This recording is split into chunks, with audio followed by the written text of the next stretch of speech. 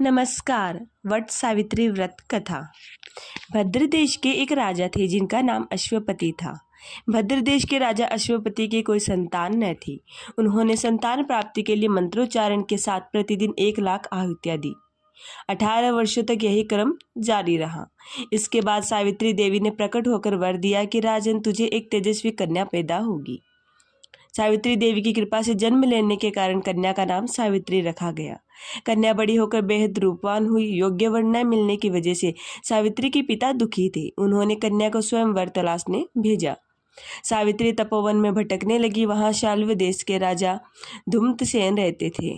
क्योंकि उनका राज्य किसी ने छीन लिया था, उनके पुत्र सत्यवान को देखकर सावित्री ने पति के रूप में उनका वरण किया। ऋषिराज नारद को जब यह बात पता चली तो वह राजा अश्वपति के पास पहुंचे और कहा कि हे राजनी, है क्या कर रहे हो आप? सत्यवान गुणवान है, धर्मात्मा है, बलवान भी है, पर उसकी आयु बहुत छोटी है। वह अल्पायु है, 1 वर्ष के बाद ही उसकी मृत्यु हो जाएगी। ऋषिराज नारद की बात सुनकर राजा अश्वपति घोर चिंता में डूब गए। सावित्री ने उनसे कारण पूछा तो राजा ने कहा, पुत्री, तुमने जिस राजकुमार को अपने वर के रूप में चुना है वह अल्पायु है। तुमसे किसी और को अपना जीवन साथी बनाना चाहिए। इस पर सावित्री ने कहा, पिताजी, आर्य कन्याएं अपने पति का एक बार ही वरण करती हैं। राजा एक बार ही आज्ञा देता है और पंडित एक बार ही प्रतिज्ञा करते हैं और कन्यादान भी एक बार ही किया जाता है। सावित्री हट करने लगी और बोली, मैं सत्यवान से ही विवाह करूंगी।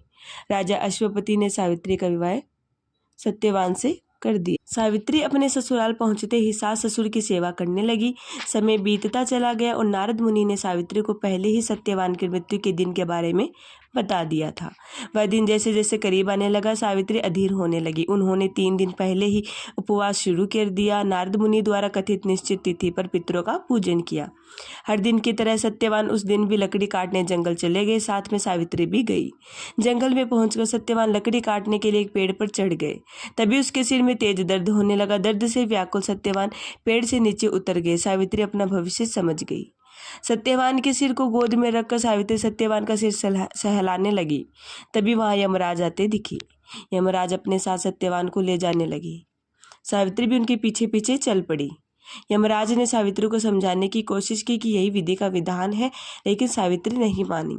सावित्री की निष्ठा और पतिपरायणता को देखकर यमराज ने सावित्री से कहा, हे देवी, तुम धन्य हो, तुम मुझसे कोई भी वरदान मांगो। सावित्री ने कहा, मेरे सास ससुर वनवासी और अंधे हैं, उन्हें आप दिव्य ज्योति प्रदान कर। यमराज ने कहा, ऐसा ही होगा, जाओ अब लौट जाओ। लेकिन सावित्री अपने पति सत्यवान के पीछे पीछे चलती रही। यमराज ने कहा, देवी तुम वापस जाओ। सावित्री ने कहा, भगवान, मुझे अपने पति देव के पीछे पीछे चलने में कोई परेशानी नहीं है। पति के पीछे पीछे चलना मेरा कर्तव्य है। यह सुनकर उन्होंने फिर से उसे एक और वर मांगने को कहा।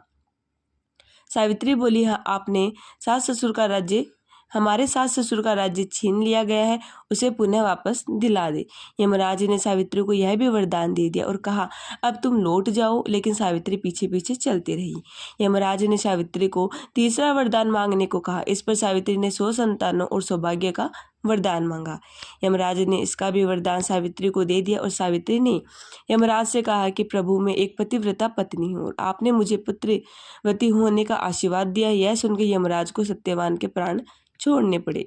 यमराज अंत ध्यान हो गए और सावित्री उस वट वृक्ष के पास आ गई जहां उसके पति का मृत शरीर पड़ा था। सत्यवान जीवंत हो गए और दोनों खुशी खुशी अपने राज्य की ओर चल पड़े।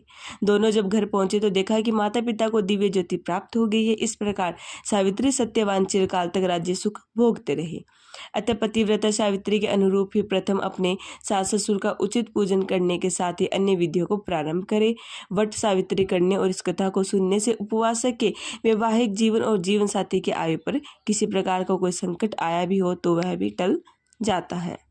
तो यही हमारी व्रत कथा समाप्त होती है और मेरे चैनल को ज़रूर सब्सक्राइब कीजिए, वीडियो को लाइक कीजिए। धन्यवाद।